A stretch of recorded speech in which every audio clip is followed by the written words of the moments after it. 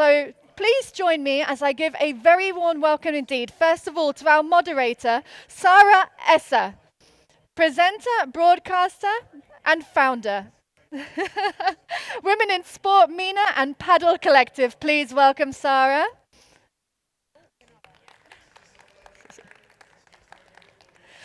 And also joining Sara will be Kanessa Muluneh, founder and chief executive officer, Rise of Fearless. We welcome back Shawn Layden, managing partner, the Odysseus partnership.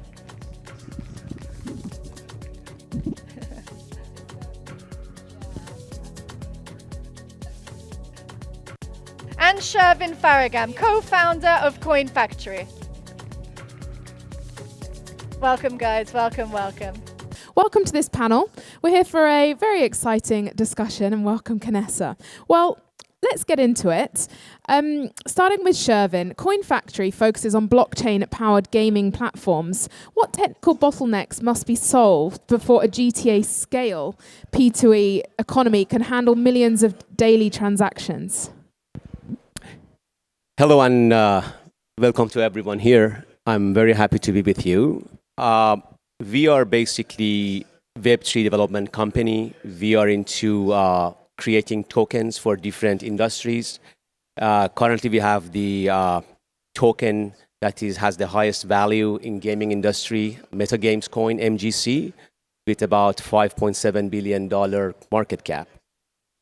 The thing is, as we talk about GTA itself, when they bring 5M, which is basically decentralized servers that you can run your own games on it using their engine, then the best match is another decentralized, let's say, token to match with it. The reason is, if you are having all these millions of players working with your engine, which is accessible to a lot of developers around the world, then having a centralized money and financial system is not going to be necessarily the best match. That's why we would love to actually find the best pathway into working with a lot of developers around the world to have the best utilization of our different tokens that we can make based on, let's say, our experience in gaming. And we think GTA, with its fan base, can be a very good start for that.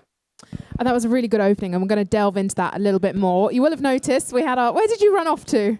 Well, they tried to get me into a press interview. Oh, so. Look at that for timing. I thought you mic dropped and ran off and you were done for the day. No, there's some journalist thing. It's okay. Perfect. Can we get Shawn's mic turned up just a little bit as well? That would be great. Or I can talk louder. Yeah. No, I think it's your mic's off a little bit. But coming to you off the back of that talk that you just gave, we were talking about the possibility and also the attention economy. Do you believe AAA studios are structurally ready for persistent, player-influenced worlds, economically, operationally, and creatively? So, player-influenced worlds, I mean, that's a big category to capture. And looking at the question, there are UGC-driven worlds that we know of, whether it's a Minecraft or Roblox, that type of thing. There's what we call live service gaming, which is like a Fortnite or Warzone or GTA Online, where they're like forever games, right? You play them every day.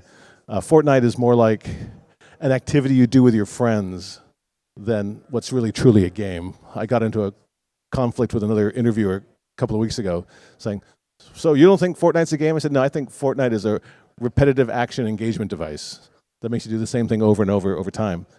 For me, a game has to have a character, a story, and a world. And that's not exclusively what gaming, to me, that's what a game is. So when you're talking about can AAA studios continue to be successful in this space of attaching to the user, I think it's harder for a lot of the AAAs to do that. As we talked about earlier, the marketing model has changed. And the current marketing model, the successful marketing model, is that engagement with the user. But large corporations have trouble doing that for a whole host of reasons, which are too boring to go into. But you understand, it's like having the government do it for you. So the nimble, smaller teams that understand who their fans are and what their proposition is and can connect directly with their fans in that space, I think we'll have more success in the future. I think it's just really hard for large elephantine corporations to be successful there.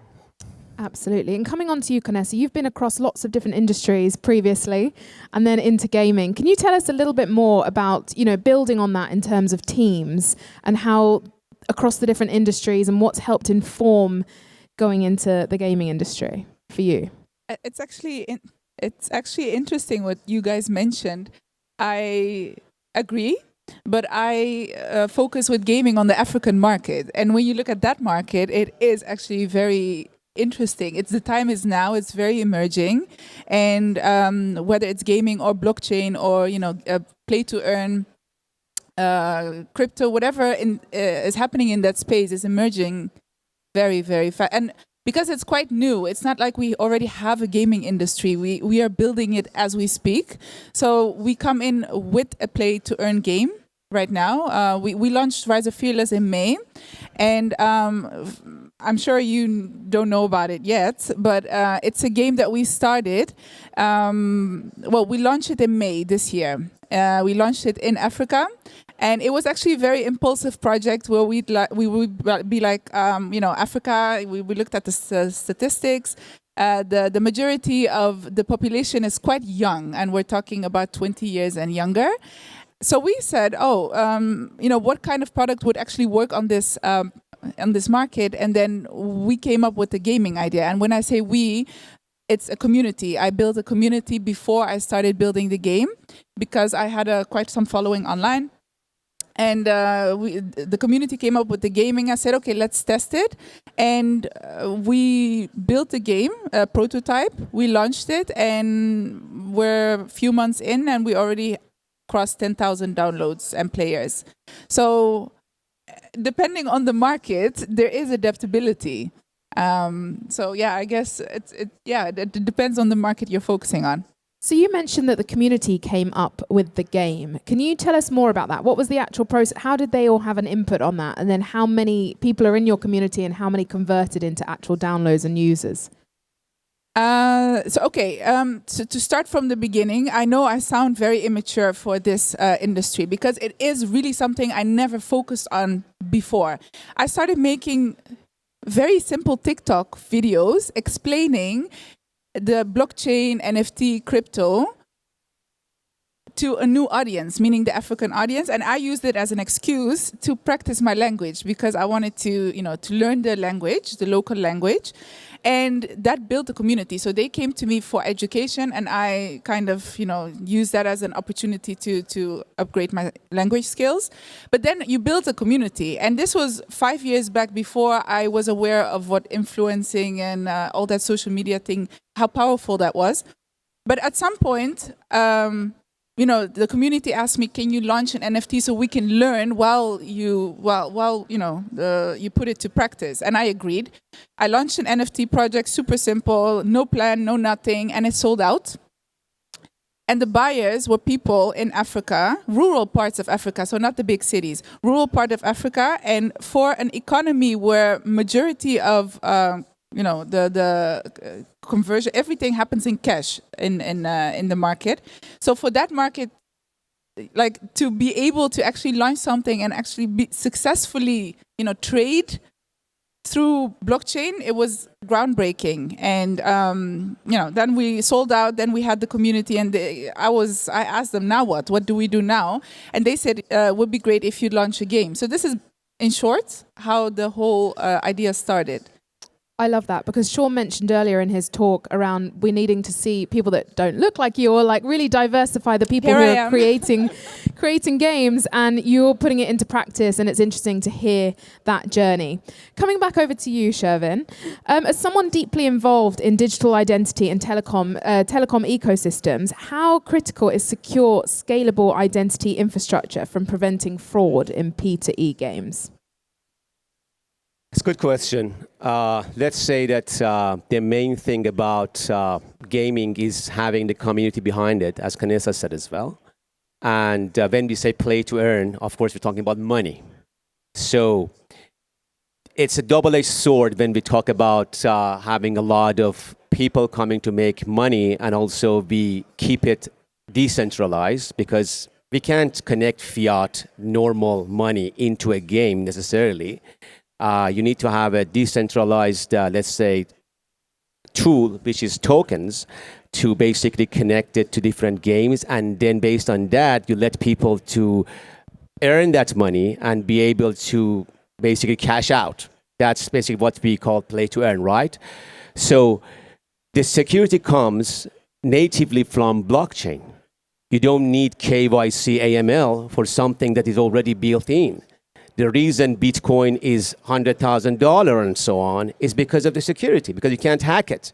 And that's only achieved by the security that is natively within the blockchain. So you don't need to create another layer on top of it to, again, bring centralized control to it. Okay, so I'm totally against putting barriers that are not really needed into it unless you are thinking about governmental influence that happens. I mean, different countries, definitely they want to see how people earn money and how to spend it. But this is totally against actually a scalable level of play to earn. That's why I think you have different, let's say, players in this ecosystem, and people should do what they do best. We are not game developers, so best game developers should be able to basically go after what they think the community loves. In this matter, of course, GTA 5M is something that they can go after. What we can do is to bring the financial systems into it, which we do best, because we have created so far over 30 different tokens in different, let's say, verticals, and we have like $27 billion of market cap across the board. What we would love to do is to see, okay, if you have an ecosystem that has, let's say, hundreds of thousands of users that can become holders of that money, we start with $50 million jump board that we invest fully into that ecosystem. So they don't need to bring any money into that. If you have good idea, let's say you have very good, let's say, scenarios for 5M on GTA, you can basically have your own community coming to your game. You have thousands of users. We can easily invest in that. And the reason is we are looking after holders. We already have the, let's say, ecosystem that brings the security that is coming from the blockchain. We only need people who can actually make transactions and utilize the power of those tokens. So we are just one part of the play, and what we rely basically on platforms that actually can cooperate with us. And in that partnership, we become basically that glass central bank that blockchain basically brings to the world. That's the key, and that's why we think we don't need to add more security layers to something that is already more secure than any other central bank in the world. Very, very fascinating. Well, coming back to you, Shawn, based on the PlayStation model, which you were there for quite some time, of the ecosystem trust and global scale, what guardrails must be in place before real value interactions can be safely brought into mainstream games? Well, I think one of the interesting things that Shervin's talking about using the blockchain, PlayStation haven't gotten very far down that. They have a huge platform business, and it all works well for them, and they're the largest platform out in the world on the console side. But in time, we must find a way to unlock the ability for players to transact with each other. Right now, everything is handled through the PlayStation Store or through the in-game activity, which also attaches to the PlayStation Store. That's like a bottleneck for opening up the creativity on the platform, particularly when you're getting into things like user-generated content. Right now, you can do user-generated content and enjoy it, but you can't really monetize it for yourself as a gamer. Correct me if I'm wrong, but I think something like blockchain technology can help us. You make a red hat for God of War, and I'd like your red hat, and I can transfer funds to your account. You can transfer the red hat. The red hat disappears from your ledger, and it tracks on to me. And then actually, I can then sell it to Kanessa. And if we design it right, if you're the original Red Hat originator, or I am, there could always be a trail that goes back to the originator. This is the idea. We don't have used games in the digital world. Back in the day, I remember fighting with GameStop because they'd sell used PlayStation games. And as a creator, I didn't see any of that second or third or fourth transaction of the game. That's why I got so angry with GameStop. They sell it once and they resell my game 10 times. But I don't see any of that as a game developer. If we could create a world where you have digital used, where when they resell that to another person through a digital exchange, if the originator can take a very small, 2 or 3% royalty every time the game is sold, then as a developer, I'm not too bothered by someone reselling that digital asset, which was just sleeping on their hard drive anyway. I just get upset when that transaction occurs and the IP originator doesn't get anything.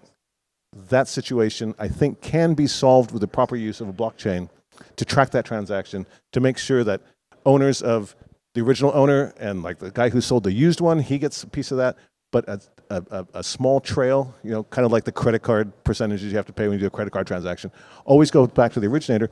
Then we create a marketplace. Then we create something that everyone who should be rewarded by that transaction can involve themselves with it.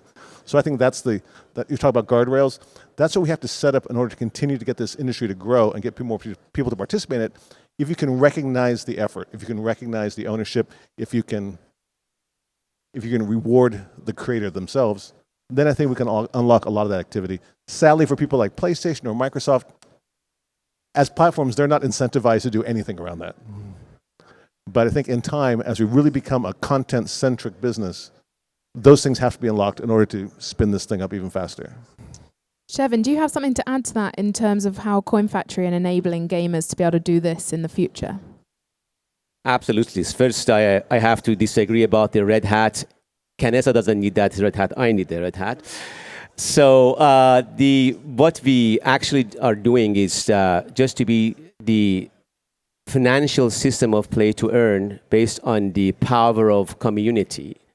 And the key there is to not try to basically control the money, how it flows, because the money finds its way to go in different directions. As Shawn mentioned, if you have an NFT, if it's your weapon, if it's your red hat, and you can transfer it and get the, let's say, token that actually has value outside the game, that's the way to go. The problem we have right now with a lot of gaming, let's say, platform is they have their own XPs, they have their own points and stuff, which outside the game, it means nothing.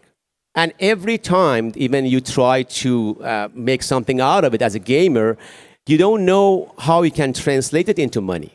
So I'm spending, let's say, 16 hours a day streaming. If I'm not making money out of ads and sponsorships, I'm wasting my time. And that doesn't make sense. If you're gaming, you are using a platform, if you have followers, if you are getting achievements, that should be translating into something that I can at least take it out and go and get a cup of coffee, right? So what we are doing actually now is also creating a bridge where working with platforms, the XPs and points can be translated into tokens that have actual, let's say, value outside the ecosystem, okay? So imagine a day that you can just make different, let's say, loyalty points you have from Skywards, mileage, anything into a token that I can actually use somewhere else. The same thing can happen for gaming because you have, 4 billion people who actually casually play games, right? If you're spending that amount of time, why you can't even be able to get something out of it if you have achievements, okay? So a lot of tournaments are being done online in different places. How many platforms you know, if you are really talented, you can go and spend time there and you make real money, right? And that's the problem with this ecosystem that we currently are involved with. We have to make a way out for gamers and players to be able to live a life based on what they do the most during the day, which is gaming.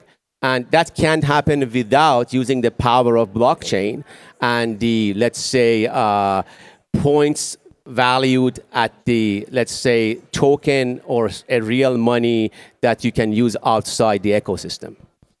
Yeah, so we are really shifting around, I guess, people changing their hobbies into ways of also making money. I think everyone is looking around thinking about how can we monetize things. And historically, people would play games for fun. How do we make sure that love isn't lost and the way games are designed still for the enjoyment and not always just how can we monetize? This is a question for all of you, but Kanessa, would you like to start? Well, actually, I wanted to hear their answers first because I've been listening to you. And how far do you think this change should go? How many people should make money off of one transaction? Is it feasible? First, it's a two-way street. Love buys money and money buys love. Okay? So when we talk about the way that it works in gaming, eventually, even if you love the game, even if you love the community, you have to be able to basically sustain a life to be able to game, right? So right now what we deal with, and again going to the subject matter, GTA, for example, which is a very mature way of basically have a platform to have real money inside it, like let's say any tokens that you can put there. If you have even seen what people do on 5M on GTA, they basically create different kind of, let's say, bank robbery. Hundreds of thousands of people are watching how these two different teams are playing against each other. And the money that can be in that bank could be real.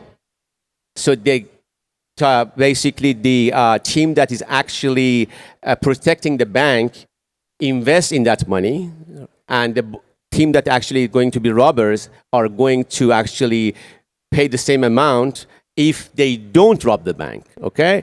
That money there now is becoming NFTs or some tokens that they create based on non-blockchain value. And it's just something that is not, let's say, transferable. They have the right idea, they just don't have the right tools to basically achieve making money out of the gaming that has everything except the real, let's say, basis of financial systems that can actually help them. Does it make sense? Well, to be fair, I think those examples are fine and true, and those are probably going to happen and probably should happen in certain categories. I don't think it's true for all games. I think there are some games we'll play because we love the story. There are games we'll play because we want to see what happens to these characters. There are games we'll play because it makes us feel good to play them. The reward we get from it is maybe not monetary, but it's emotional. Did I feel something? Did I enjoy the experience? Did I rage at it? Was I thrilled by it? These things, the dopamine hit comes from that as your own reward, and that's the way games have always been and will continue to be that way. So I don't think that monetization example fits for all games. I think there are some games that it does.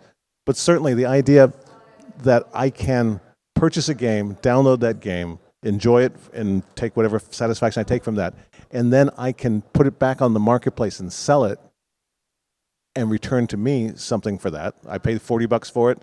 I'm selling it out there for 20, let's just say. We cannot do that today with digital. You can't do it with your iTunes library either. You can't do it with your video downloads either. Most of those are locked to some sort of platform. So in gaming, it's super locked. You can't get it. The other thing about gaming, you can only buy a PlayStation game from the PlayStation Store. Think about that. That's such a gatekeeper. That's such a lockdown for how to get your access to it. We need to find a way to open that up. We need to get these games to be able to move through the marketplace without the single gateway of the Xbox Store or the PlayStation Store. That will create a more vibrant community. And for the creator, at the end of the day, the game creator wants as many people possible to play his or her game. We don't want to just have there's 10 units of the games out there, and that can never be sold to anybody else, but that's how it goes.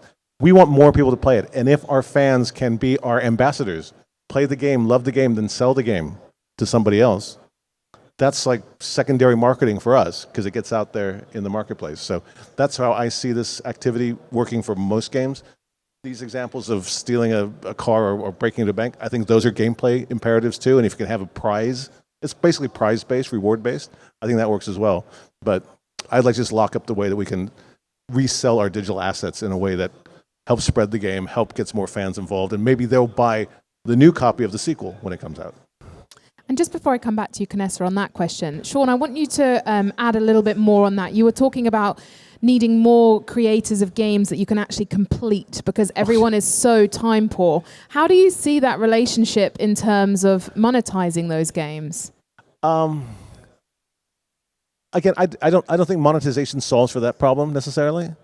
I think we all built really long games over time. I blame the game journalist community for starting every game review with, well, the game was nice, but it was only 30 hours of gameplay, you know.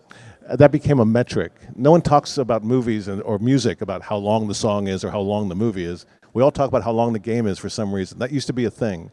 And then laterally it became a thing because there used to be a thing called, you could go to Blockbuster and rent games, right? You pay like $6 and you rent a game for a weekend.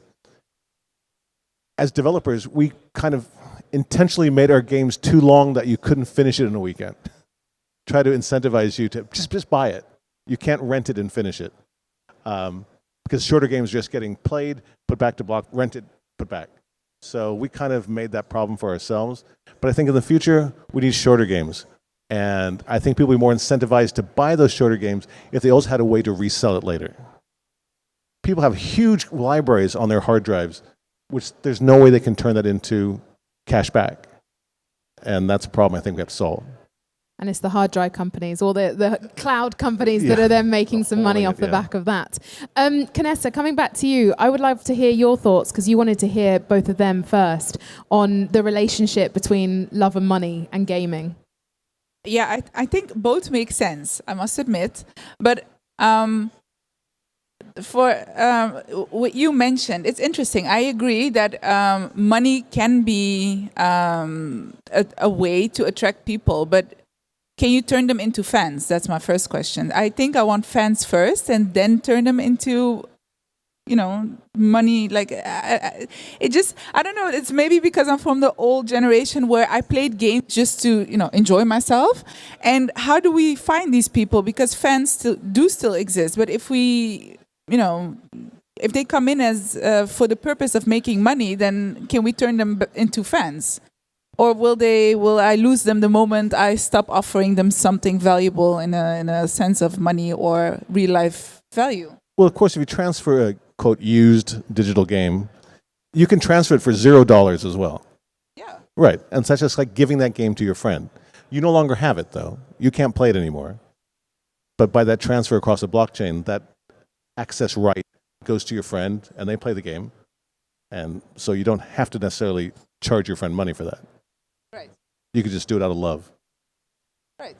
Yeah. But I would say that fandom lasts longer. It's more sustainable, I would say. So if I want my game to be here for the next 20 years, I really need fans that love my game or are loyal to me for the sake of, you know, anything non-monetary. And then offer them as a reward. I offer them something they can earn, or they can you know, add value to their time that they spend. Of course, the model I'm talking about doesn't apply to free-to-play. Because free-to-play, anyone can download it, anyone can have it. That's not a problem. It's just if you buy a game, currently you can't resell that digital asset. So trying to find a way to make that transaction occur.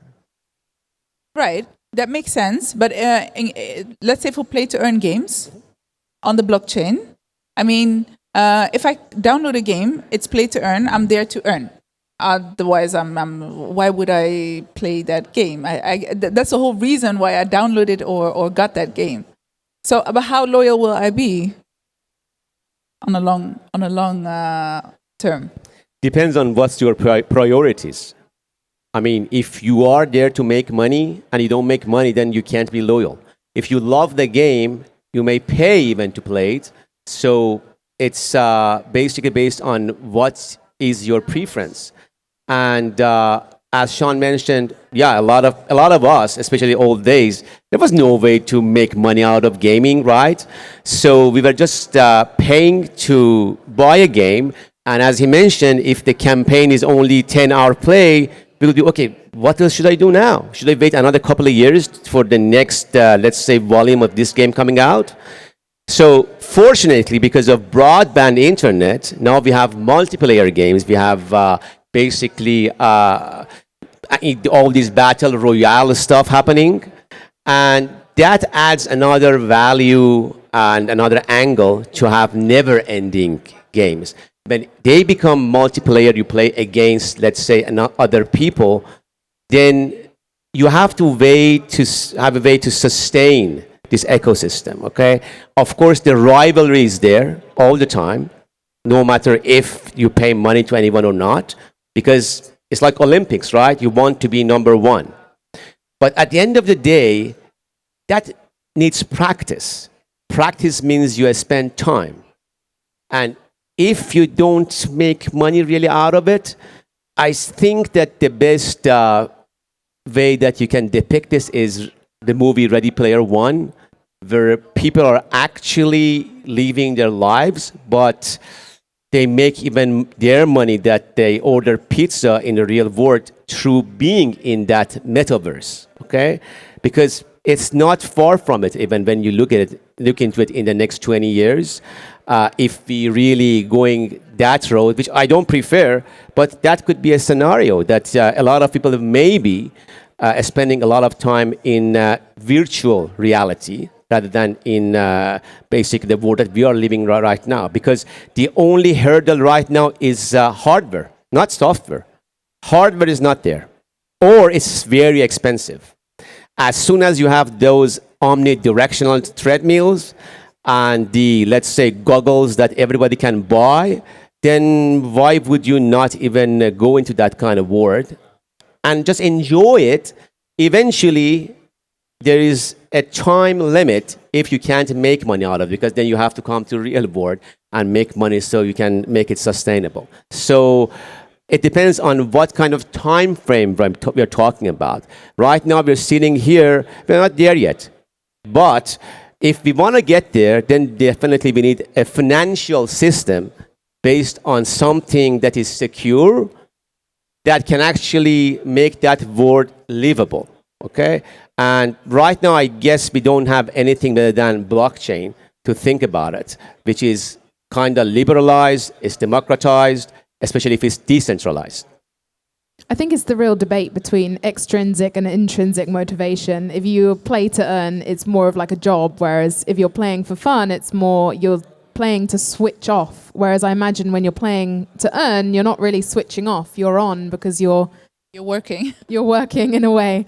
I don't know. Anyway, coming back to community, which I think is really, really fascinating, because even with real like physical products, community are really influencing that industry as well. So you've built a big, fast-growing community and player base in such a short space of time. What community insights have surprised you most regarding rewards, loyalty, and progression? I think the power of community surprised me in general. I never worked through communities. This was my first experience. Now I do everything through community. So I would recommend, if I could give one piece of advice, build a community first before you spend any money. Just go on social media, talk about your idea, talk about what you want to build, talk about your vision. And surprisingly, people really, support a stranger with a vision. But you just need a little bit of patience, And these days, social media is out there. Just go out there, talk about it, make the video a little bit engaging. You're done. It's a bit like crowdfunding, but with a bit of relationship building first, I guess. And you also gave back with a lot of educational insights before they then bought into you and then bought into your product. Yes, and in my case, I also tapped into a market where my competition is non-existing. So I was there, the only one advocating for this. And Africa has a big gaming community, but it's just they use games that are not African-based.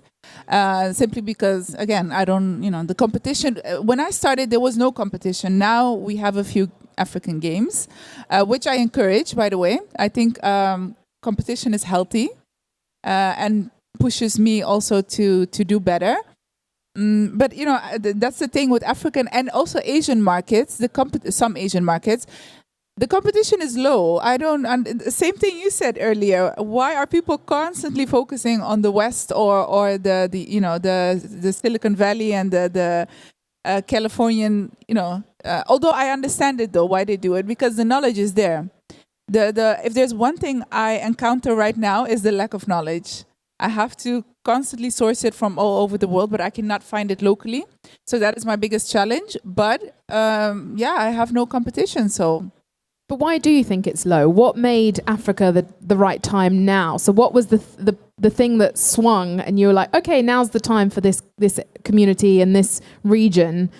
What do you think the other regions that are not developing games are still not quite there yet? Do you think it's just pure belief that they can? oh no, other emerging markets could do the same, honestly. But in our case, I was already an investor. We have an investment firm in Africa. So we already invested in certain industries and we saw the turnover and how things progressed and how it emerged. But we never tapped into the digital market. And we saw this as an opportunity to test it. And it worked. It worked, and it's still working, and that's why I'm saying the time is now. I'm focusing on Africa as a whole, but actually I wouldn't recommend anyone to do that. Focus on a region or one country first, and so one of the strategies that we use is right now everything is in English. Half of Africa speaks English. The other half, majority, is French. 2 languages, you conquer 1 continent. So that was actually an easy go. And also, what surprises me, the new generation, no matter where they're from, they rather use English as a communication tool. So I practiced my language skills there, was all for nothing, because now we use English to communicate. So English is a powerful language. You can reach a big crowd with that. Absolutely. Although second languages are always very, very useful. So never write them off. Ladies and gentlemen, if you do have any questions, there will be 5 minutes at the end. So if you have any questions, have a think and I'll open it out to the floor very, very shortly. Shervin, coming back to you, how should publishers balance decentralization with the need for control, safety and regulatory compliance in real value game economies? If we are talking about the regulations set by governments, then of course, locally it's very different from country to country. Right now, for example, in China, there is a time limit on the amount of playing that teenagers can do, actually, enforced by telecoms who provide bandwidths, okay? So that's one type of regulation. The other type would be the age limit. Okay, right now we know that under 16 years old in Australia, they just banned people from being on social media. Maybe it happens for gaming as well. The same that happened in China as well. So I guess if we go based on geos, it's going to be very complicated. But going back to basically talking about the criteria that we can have for publishers, I guess the main thing is that, okay, if it should be win-win situation for gamers for the ecosystem. So either you do it for pleasure when you play game, or you want to make money, you have to be protected. It should be a safe environment, 100%. Especially with these new, let's say, layers of tech that you can chat with everyone during a game, you can send messages even through the game itself. I watch a lot of, let's say, streaming on Twitch and YouTube when we are basically trying to select our influencers. And I see that they are not really safe because you don't know who you're talking to.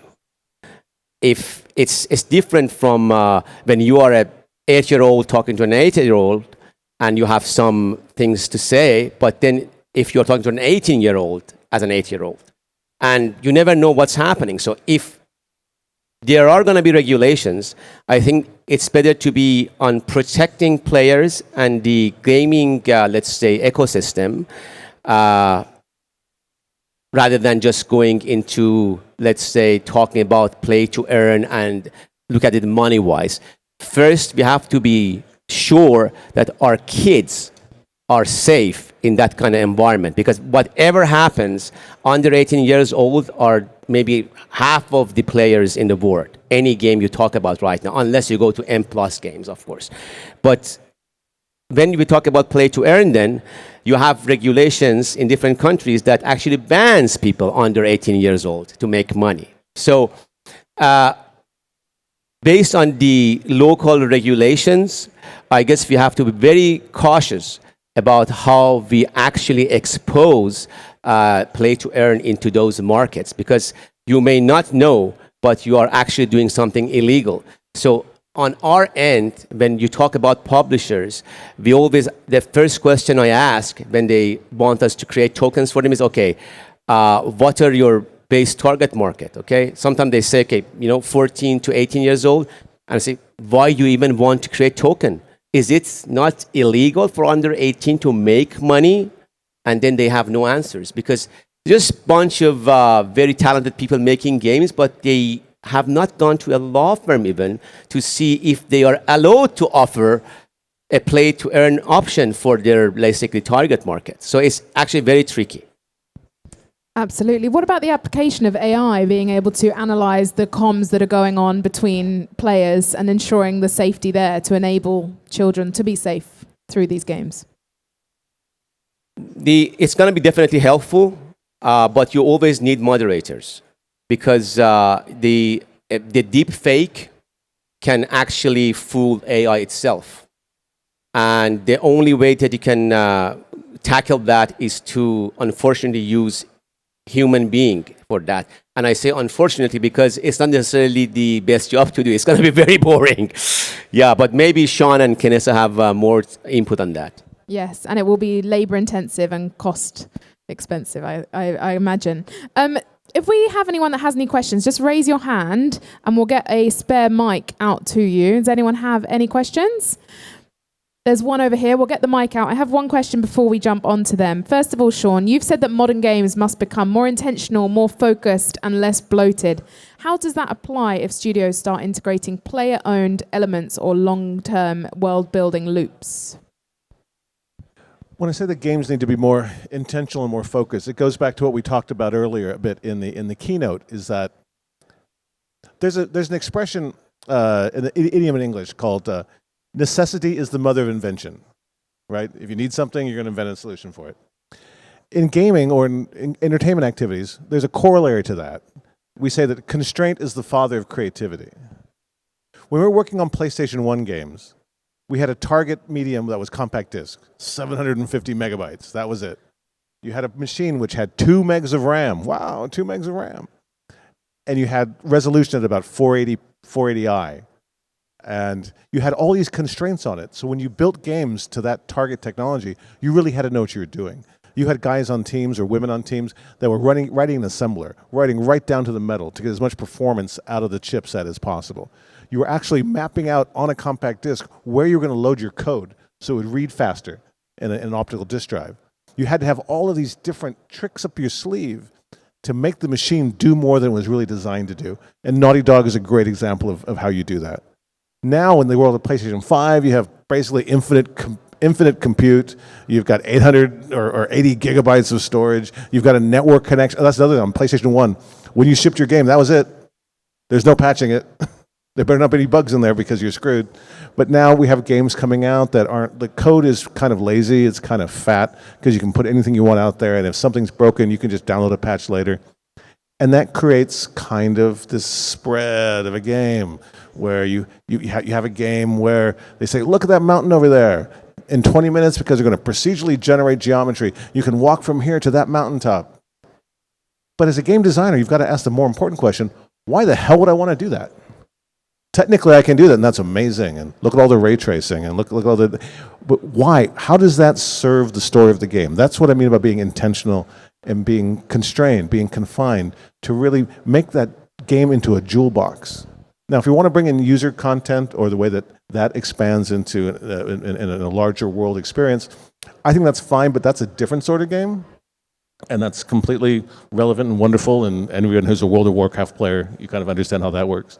But basically, my bailiwick of the single-player narrative action game is really, can we get back to the jewel box game where everything in there is intentional? You know, you have games now we built, look at that building over there. You can open the door, you can go upstairs, you can open up every door inside the building. Because that's kind of an amazing technology thing we can do now. We couldn't do that on PlayStation 1. But you got to ask the question, why would I want to do that? I can walk through this village. I don't need to, you can go into every house in the village. Why would I do that? How does that advance the game or advance the story?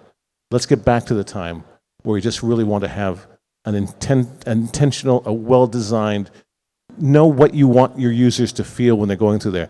Free roaming gaming is interesting, but it's really hard to control a story in that respect. Again, it's a completely legitimate type of game, but how do we get back to controlling that story and giving that player an amazing 20-hour gaming experience? That's where I come at it from. I love that. Now let's open it out to the floor. If you can open with your name and who the question is directed to. Hi, I'm JP. My question is directly mostly for Shawn. So you talked a lot about being able to resell games, being able to do all these things that blockchain allows. How do we get game to adopt it? Because, you know, we've been at it for 8 years or more trying to get game studios to adopt blockchain, but they just don't. And I just see them not wanting it because they love the walled gardens, keep everything within their game. They don't want to open it up. So how do we change that? What can we do? If you're building a game or you're making it, thank you for the question. Appreciate that. As a game developer, in your game, you want to have control of 100% of what happens there. You want to be able to architect it and to build it and to guide it and to control it and to see it. You know, the scary thing about blockchain, or the scary thing about, first of all, the network was scary. The idea of connecting your game to the internet, oh my God, what's going to happen there? Bad things could, there be dragons on the internet. I don't want to go there. But we got our heads around it. We learned how to control it. We learned how to use it to our advantage. I don't think we have enough experience yet or enough understanding of how blockchain can enhance the game experience. But it does require then, you know, leaving some of my game exposed to a ledger or a platform which I don't have control of. That's always going to be scary. That's the same problem we're having right now in console gaming. People talk about, can we have in-game advertising? A bunch of companies are out there saying, we can put games inside your ads inside your console game. All you have to do is drop our API into your code, and that's where everyone says, oh no. I'm not having any black box API inside my code that I can't control. How do I search for bugs? How do I fix that thing I don't control? So until we can find a way where that becomes more transparent to the game developer, how they can adopt that technology which doesn't impact their XE or, you know, their core code, doesn't introduce risk. It's just more education, more people like Shervin coming out and talking people through it, how this can work in a safe sort of way that will not impact your game. We're not going to put any scary worms inside there that makes it bad. So it's just a matter of time and education and a better understanding. In the meantime, people are just going to make their game and try to like reduce the variables, reduce the risk profile. Thank you, JP, for your question. We have another one here.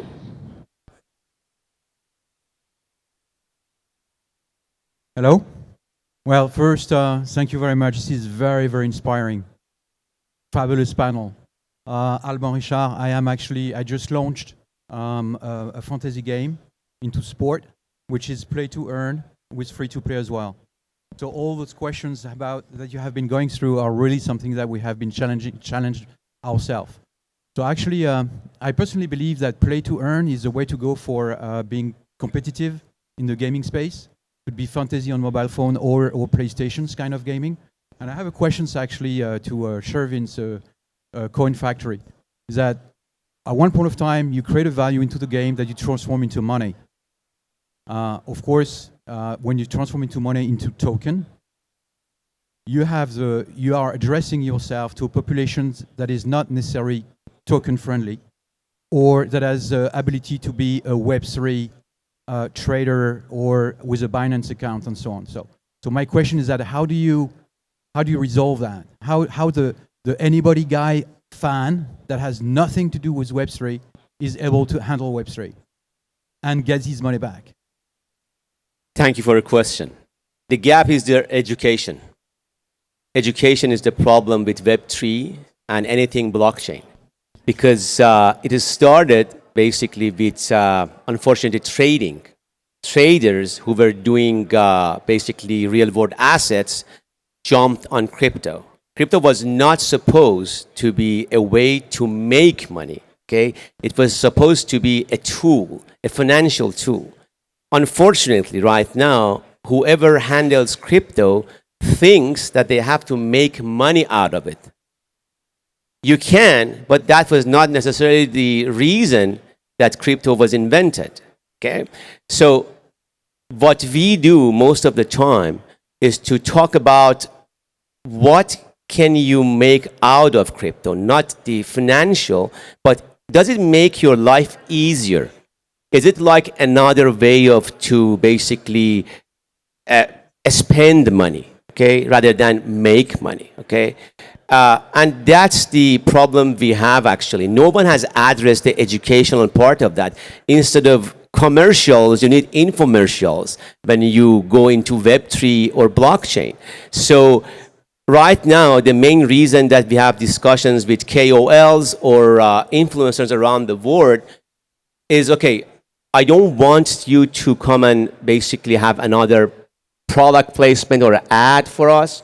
Just talk about what is a good token. What is a good crypto?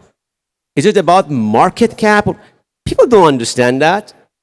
You can have a huge market cap and still drop 30%, even if you are Bitcoin, right? So what's the use of even having that crypto if it has no utilization? And that's the key to basically educate people on that. So that's the part that we would love to basically be hand in hand with. I'm not a good teacher myself.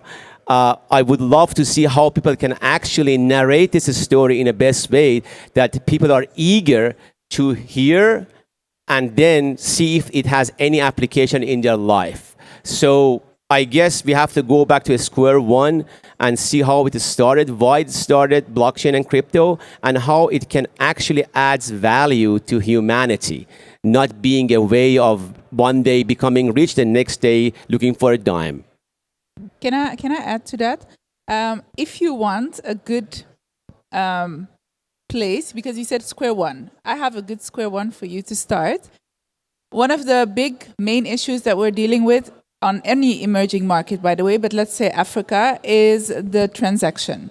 Transaction is a pain. If I want to transact something from, let's say, Kenya to Ghana, the whole transaction system within the continent is such a pain.